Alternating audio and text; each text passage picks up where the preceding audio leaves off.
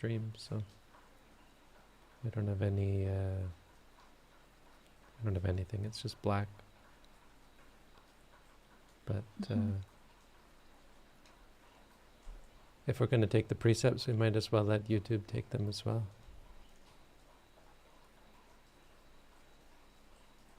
Okay. Not streaming for me, Bante, on YouTube. Well, maybe it takes a second, but it's streaming. It does. It does. We are live. Okay. My goals. Can you start, please? Sure. Just one moment.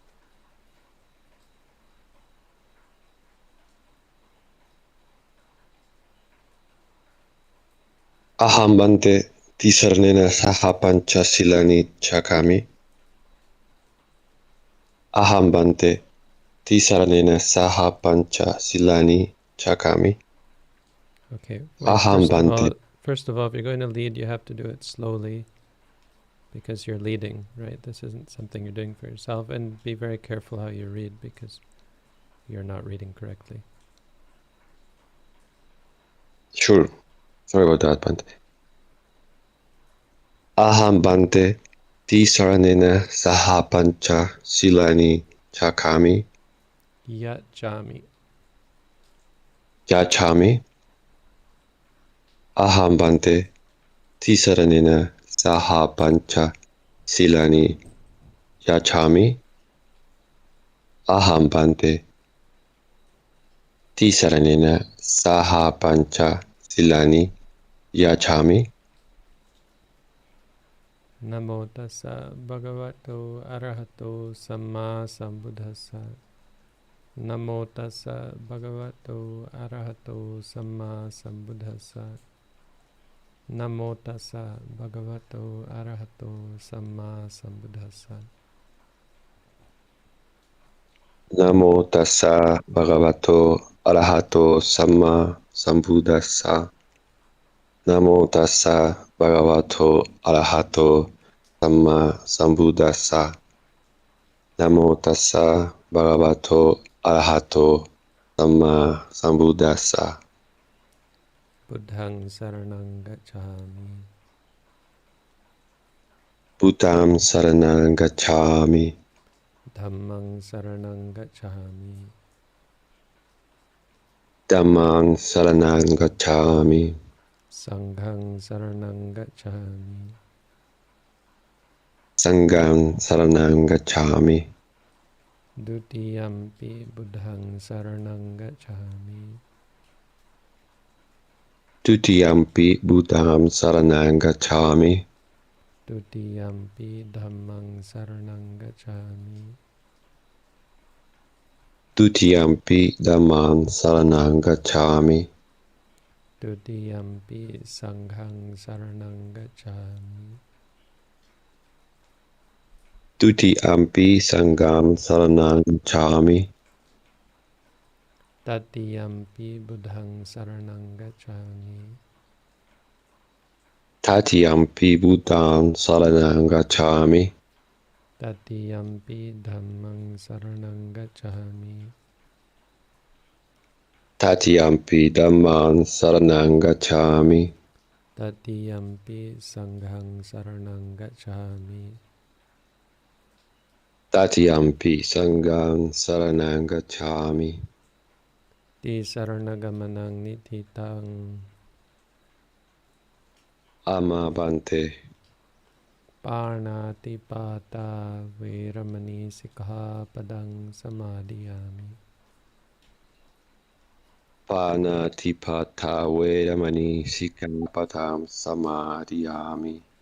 Adinnadana veramani sikkhapadang samadhiyami.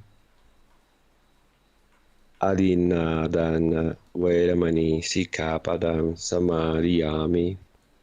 Kamesu miccācara veramani sikkhapadang samadhiyami. Kamesu miccācara vedamani sikkhapadam samadhiyami.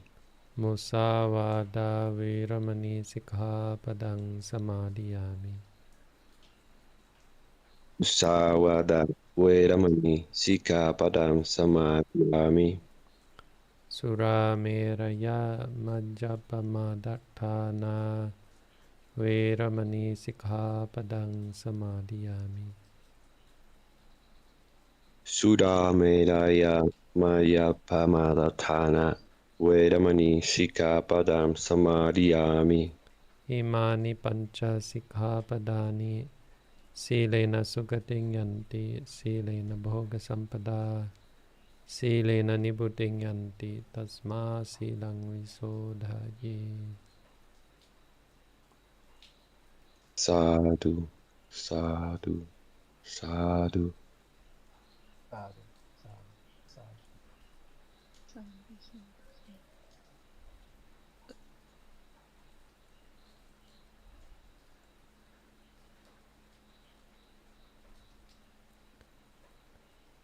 So for those following along on YouTube, our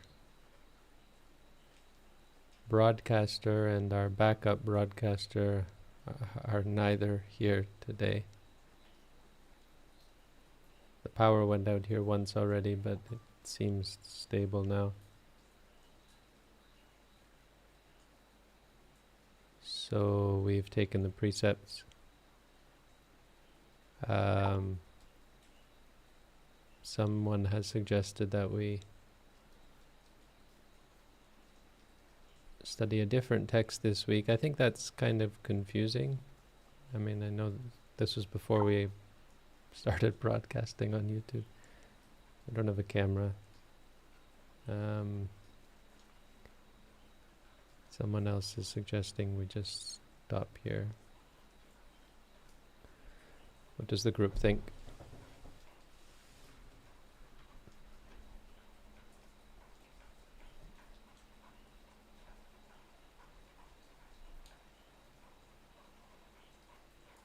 We can do a Q&A if we must do something. Oh yeah, we can answer questions because YouTube's up. But Bante, could you turn on your camera at least so there is something on the screen?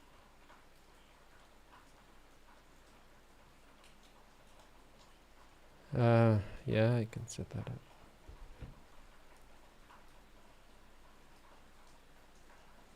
I'm concerned that my internet is not great for it. If I have to broadcast this, I guess we can try.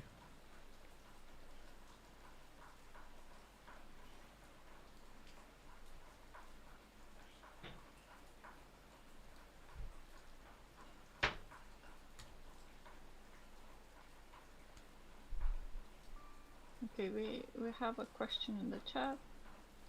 Hi, quick question. Do you have a website with details on the staying possibility at your monasteries? If you complete that course, you should come to our center in Sri Lanka. More information is available turns out there, and you can apply on. I've cancelled I've broken the stream, so nobody heard any of that.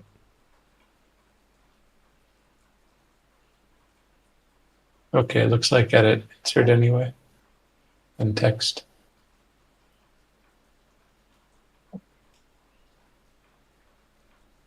Actually, I think it went through, like,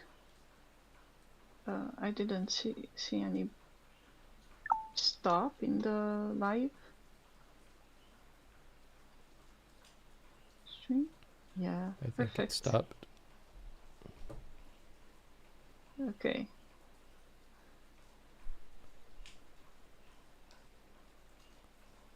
Oh. So everyone here, I see 40 people watching the stream now. We are going to take questions. If you have any, we are going to read it as we can see it in the chat. And Dante will answer it. Cathal, if you didn't hear the answer, please let us know, and we can answer question again. I also put down the website, our website, srimangalo.org, in the chat if that's enough as an answer.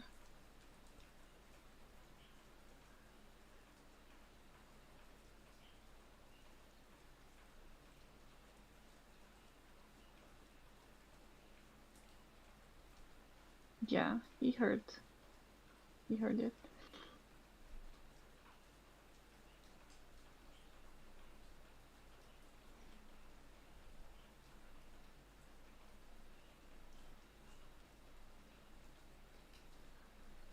Yes, Maygold has a question. You can ask it here in the Discord, please. Okay, sure, thank you. Yeah, I was thinking about the phrase we said, like, which is not me, not mine, not myself. For I understand for any phenomena that we can experience, we say, I think to get a peace of mind, or well, to stay in the path, not me, it's not me, not mine, not myself, in order to not attach to any phenomena.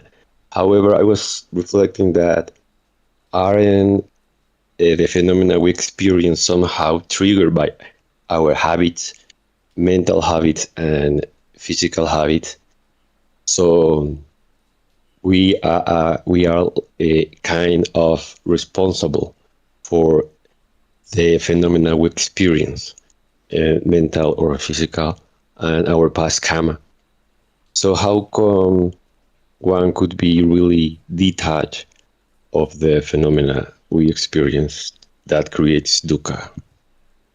Thank you.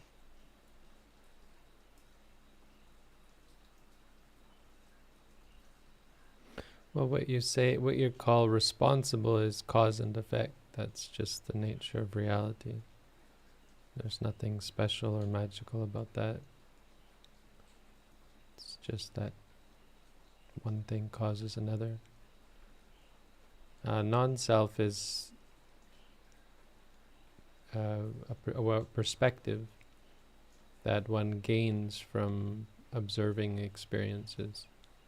As you watch moment by moment, the experience is changing. You lose your sense of me and mine.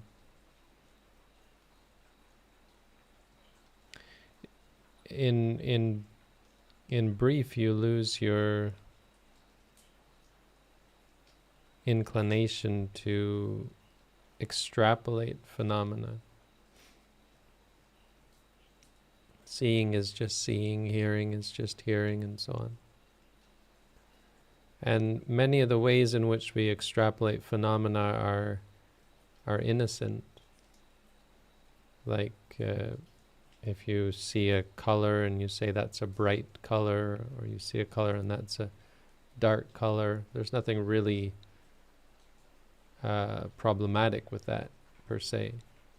If you see a person and you say that person's tall, or you see something and you say that's a person, or that's an animal, or that's this. You hear a sound and you say that's a dog, that's a cat. That's extrapolation. But it's not problematic. The problematic ones are the ones that are, first of all, contrary to the reality, and contrary to our own goals, so inconsistent with our stated goals. Like we do something thinking this will make me happy and it doesn't make you happy, that kind of thing. Those are the problem ones. So self is both. Permanence, satisfaction, and self. These are three things that we see in reality that the Buddha identified are both false and problematic. I think the problematic part is more important. But I mean, a big part of the problem is that it's false. Like stability, you cling to things as stable, but they're not stable. That's a problem. That's a cause for suffering. You rely on things thinking this will make me happy. It doesn't make you happy because it's impermanent and also non-self. It means not subject to your control. Doesn't go according to your wishes, that sort of thing. But non-self is kind of special in that it's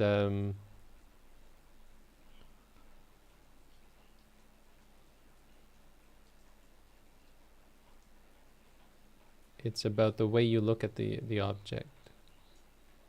That you look at the object just as it is, as opposed to this is me or mine. When you feel pain, as opposed to seeing it as me or mine, my pain. Opposed to adding that on, you just see it as pain. And you see the difference. You realize that it's the identification that leads us to suffer. We get upset and distressed only because we see it as more than just pain. We see it as me, as mine.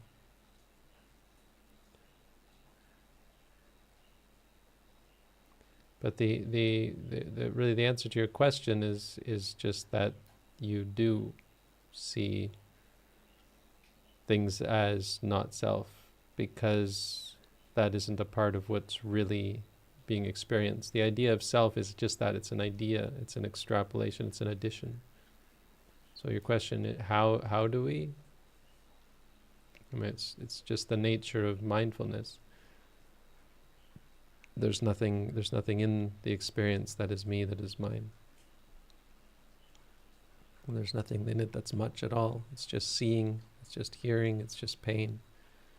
So it's a real shift in perspective, because we're so accustomed to immediately interpreting it as me, my pain, my thought, my emotion. When you start looking at it as an emotion that arises without any idea of it being me or mine or somebody else's, or even without an idea of it being not me or not mine. Like there's no idea there, right? It's just by default the mind is absent. That's really how non-self works. I mean, it's a bit of a red herring or something that people certainly overthink, because they think of it philosophically, like, is there a self? Do I have a self? Is this myself? What's going on here? What is really going on here? This is all just thinking. But the reality is that pain is just pain, thinking is just thinking. When the foot moves, that's just an experience of the foot moving.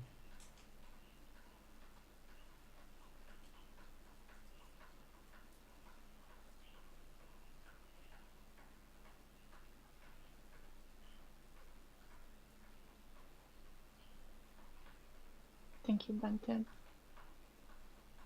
There is another question in the chat on YouTube. Bante, is ordination limited by age? I have considered ordination after my child is old enough to be independent, which will be in about 15 years or so. At that point, I will be 66.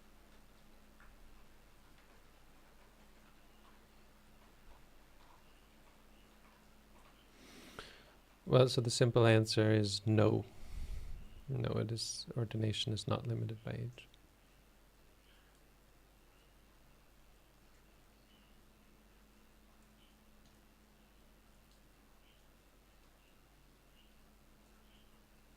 But there are some guidelines, right, Bante, not to ordain very old people. No.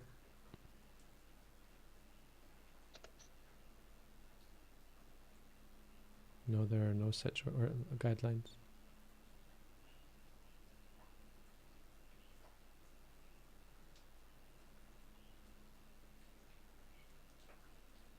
like to prevent the sasana turning into an old age home or something like that. Nope. Maybe I'm misremembering it. I'll check it out. I mean, sure, maybe you've heard some guidelines, but they aren't in the Vinaya. I mean, I'm not a Vinaya expert, so I could be wrong too. But that seems like a no to me.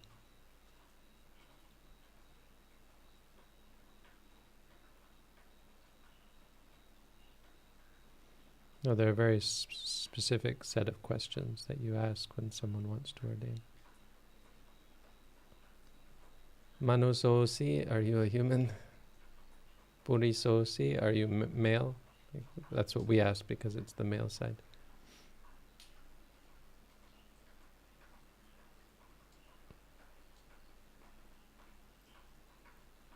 Santite eva rupa abada gando kilaso so apamaro. We ask about a number of specific diseases that you're not allowed to have if you want to ordain. Apamaro, manusosi, purisosi, pujisosi, ananosi, nasira chapato, anuyatosi matapituhi, paripunate visativasosi, paripunante patajivarang.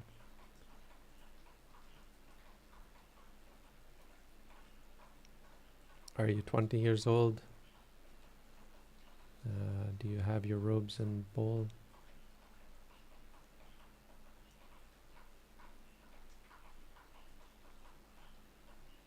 A lot of places won't ordain you if you're old. That's for sure.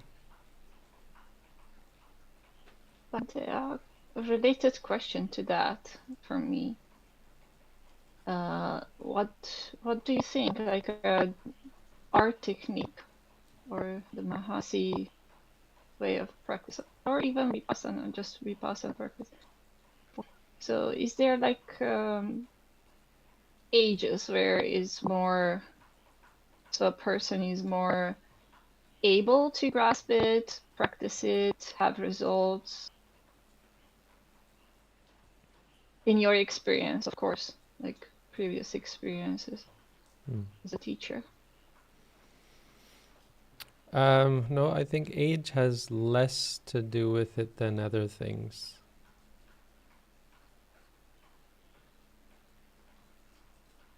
But, first of all, the Buddha did say that Dhamma is for young people, people in the prime of their youth, not young people, but 20 and up is the ideal, which is why that's what you need. Well, that's a part of why that's the ordination age.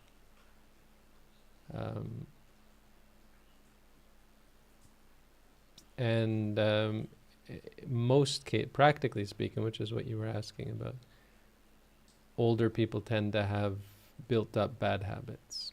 There is that. Yeah, that's definitely something you see.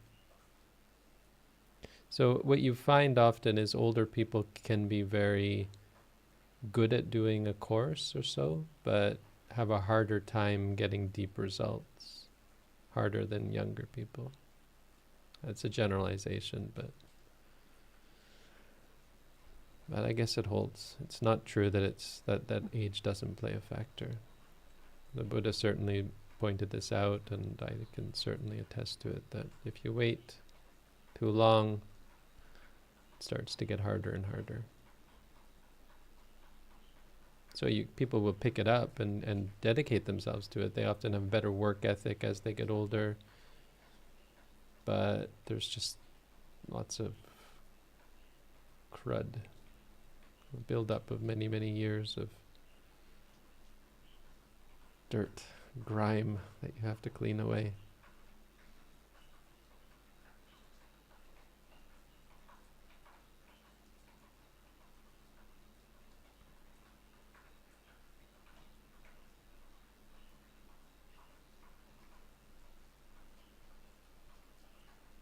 So older people may have problems, but also like younger people may not have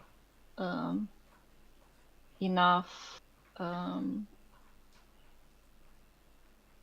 don't know, like just resistance or holding on or patience maybe. Well, it depends on the individual, but if you're generalizing, yeah, it's probably rare to find young people who could get good results from the practice. Okay, we also have several questions in the chat, but some of them are not really worth reading. I'm sorry to say that. But we have one question that I see. Is my guess right that walking meditation is more focus intended based, since focus is only on foot and stepping, then sitting where you note all experiences? It's a little bit sketchy, but do you understand the question, Bante? Kind of. I think you know what the answer's sort of going to be anyway, but I mean, the answer's probably not really. I mean, I guess what I want to say is that it's not worth theorizing like that. Walking meditation has specific benefits. There's reasons for doing walking and sitting. I mean, in the Buddha's time, I think many traditions or some traditions would have been dedicated only to sitting, and to their detriment. Probably the real reason for doing walking is simply physical.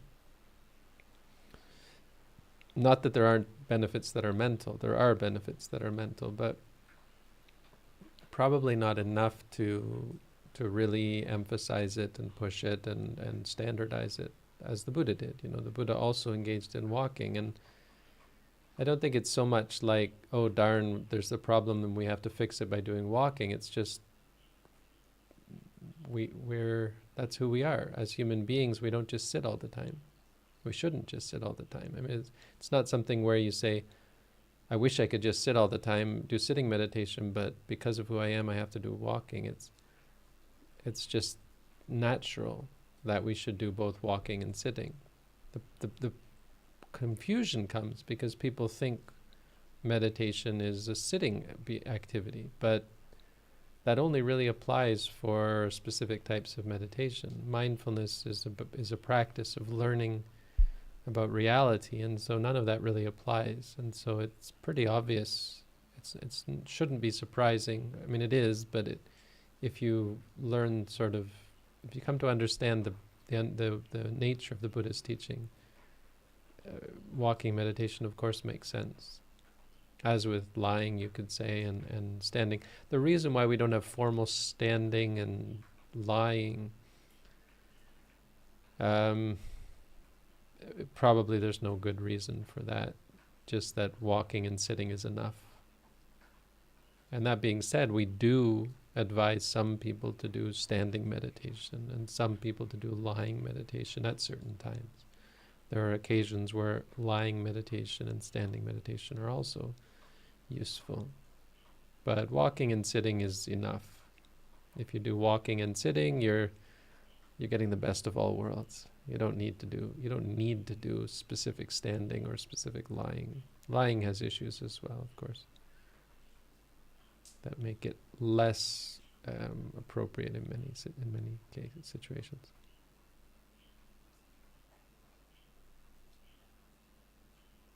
But that didn't really answer your question the way you wanted. Walking meditation has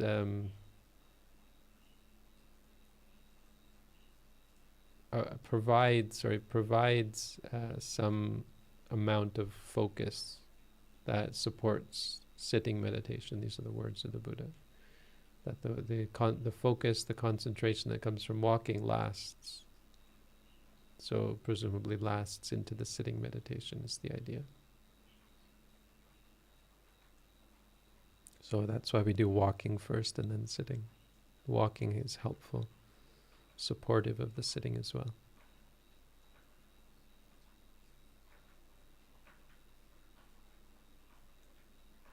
But sorry, the reason why I said not really to your question is because in walking you should also note things. It's just the reason you probably note less is because it's more complicated to do that. But you should, if you're distracted by things, you should stop walking, put your feet together and do standing meditation. That's when you would do standing and note whatever it was that's distracting you. You should note things. You shouldn't just ignore everything. But you can ignore stray thoughts, not for some motive of focusing, but it's just too complicated to have to note every little thing in walking. So you do pick up, I mean, your question picks up on something valuable, that in sitting it's simpler to note, and therefore you probably note more, most likely note more in sitting.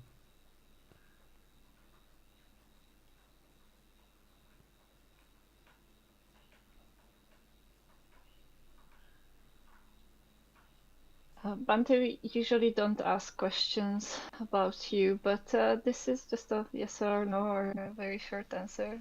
How is your health? We don't answer questions about me. Okay. All right. I'm not sure about this question. Someone says, I'm Muslim, and after learning of your teaching, I have realized that Buddhism is a more strict form of Islam. But I'm more mindful now, and it's helping me to realize the dogma of Islam too. Is that even possible? That I mean, I'm not familiar with Muslim Yeah, I'm not. or That's not Islam. appropriate. Okay. I'm thinking this is Moira's question. Can someone have insights into the three characteristics outside of formal meditation?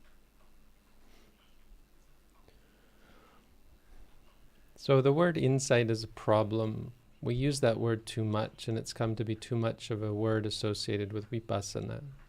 Vipassana doesn't really mean insight. That's not a good English word translation for vipassana. Vipassana means seeing clearly. So if the word insight means seeing clearly, well, then it's a surprise to me, because that's not what the word insight means nor how it's used. So the first thing to understand is when you ask, can you gain insight into the three characteristics, it's not really the goal. It's not a good way of describing the goal. The goal is to see the three characteristics clearly. So if that's what you mean by insight, maybe, but it's misleading to say insight.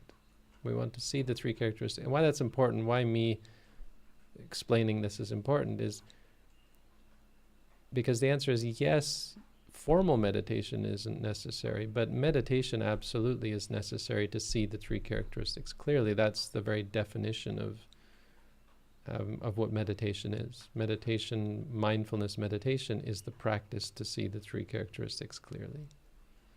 Now, when you use the word insight, it often becomes about realization. Like, oh yeah, this is impermanent. That can come without meditation. You can just realize, oh, look at that changing, that's impermanent. Those kind of insights can occur, but that's not vipassana.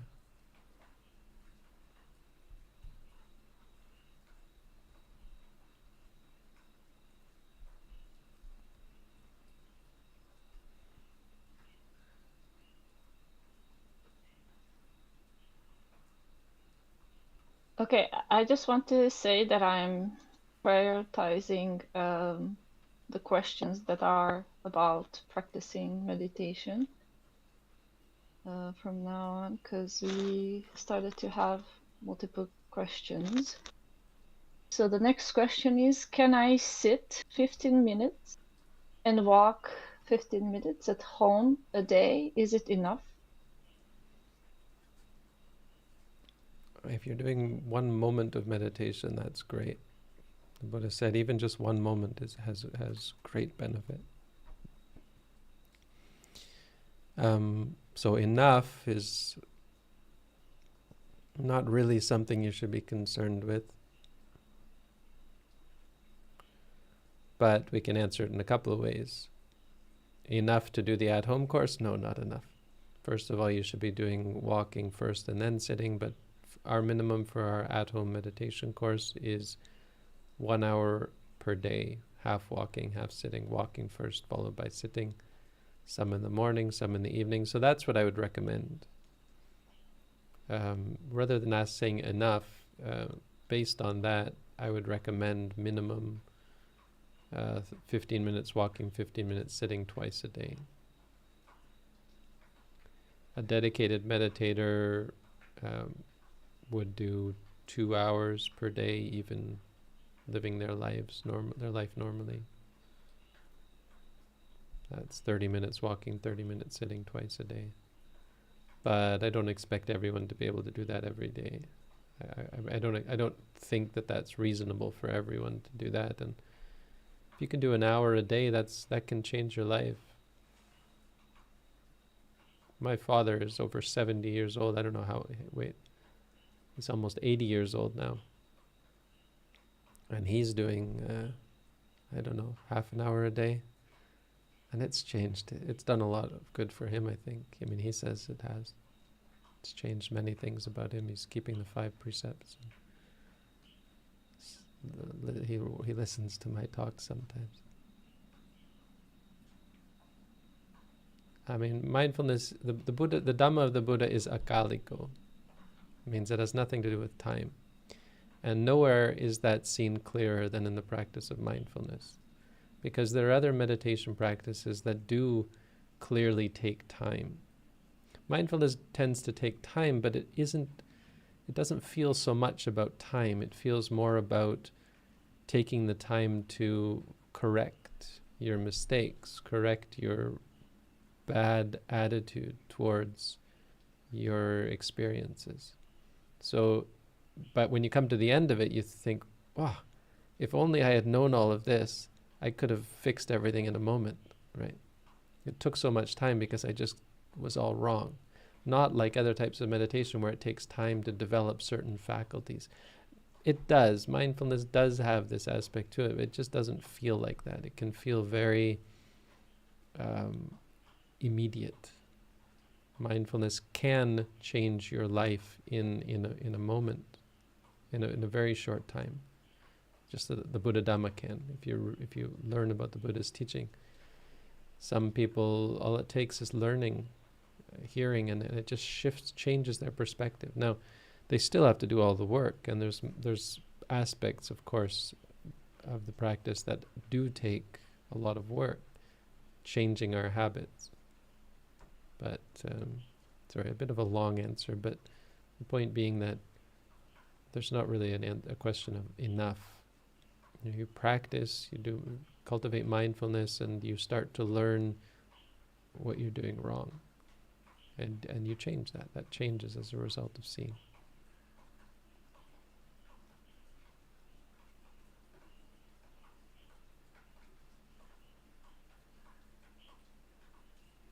Okay. The next question is it a good idea to start the at-home course if I'm still struggling with strong addiction to entertainment? Or should I try to solve or at least heavily reduce this first? So the at-home course isn't like an intensive course or something like that. What we require is that you keep the 5 precepts. So no killing, no stealing, no cheating, no lying, and no drugs or alcohol. If you can't do that, you can't progress in mindfulness meditation, period. If you can't do that, you can't reasonably, let's say, you can't reasonably be reborn as a human. So that's the minimum. There's no leeway there, no exceptions.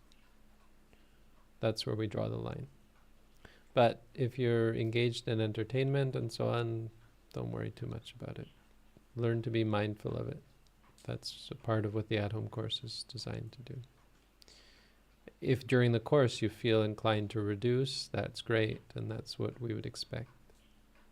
That you just feel inclined naturally to spend less time in what is akicca. The Buddha talked about akicca and kicca. Kicca is what should be done, akicca is what should not be done. That's the talk I'm giving tomorrow. That's the Dhammapada for tomorrow.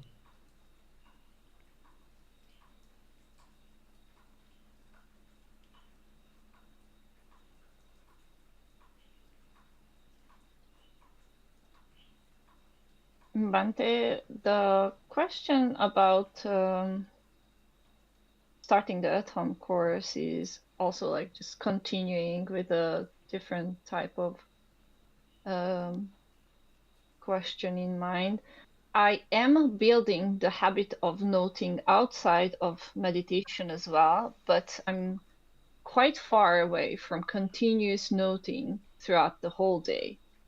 Are either of these a hindrance to starting the at-home course? No. No, the only hindrance is not being able to keep the 5 precepts. That's really it. And not being able to do an hour a day of meditation. Those two. Those are our 2 rules for starting the course. Keep the 5 precepts, do at least an hour a day, half walking, half sitting.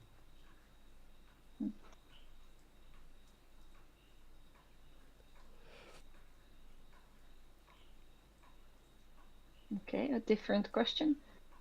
Can a layperson become stream entry? Yes.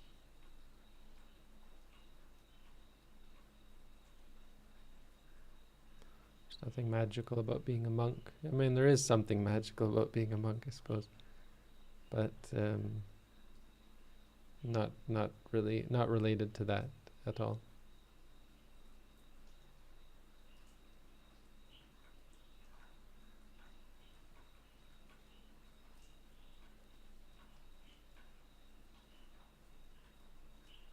A layperson can become an arahant, can become enlightened, have no greed, no anger, no delusion left.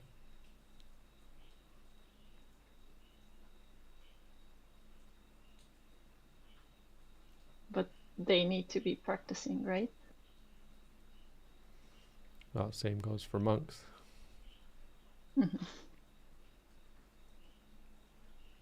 Okay, next question is, when doing the 4 foundations of mindfulness, do I do equal mindfulness of body, feeling, and mind object? Or do I just be mindful of feeling body, and when that subsides, change to mind and mind objects? I don't know if you've read our booklet on how to meditate, but that would be a good place to start. We have an at-home course that you can discuss these sorts of things with your teacher, if you want to check that out as well. I'll leave it there because the information is on our website, and if you're interested, if you're here and interested in mindfulness, I suggest, I mean, maybe you have other sources you're looking for, but if you don't and you're asking these sorts of questions, read our booklet. It's not perfect, but I think it's a pretty good intro to what we do.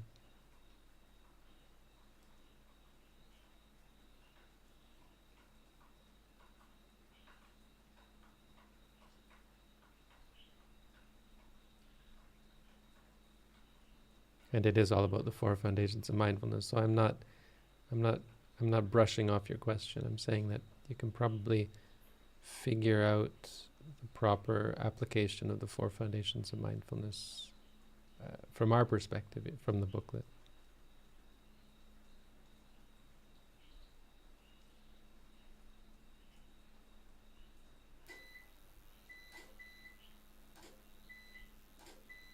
I might lose power here in a second. Yeah, I think this is going to go off.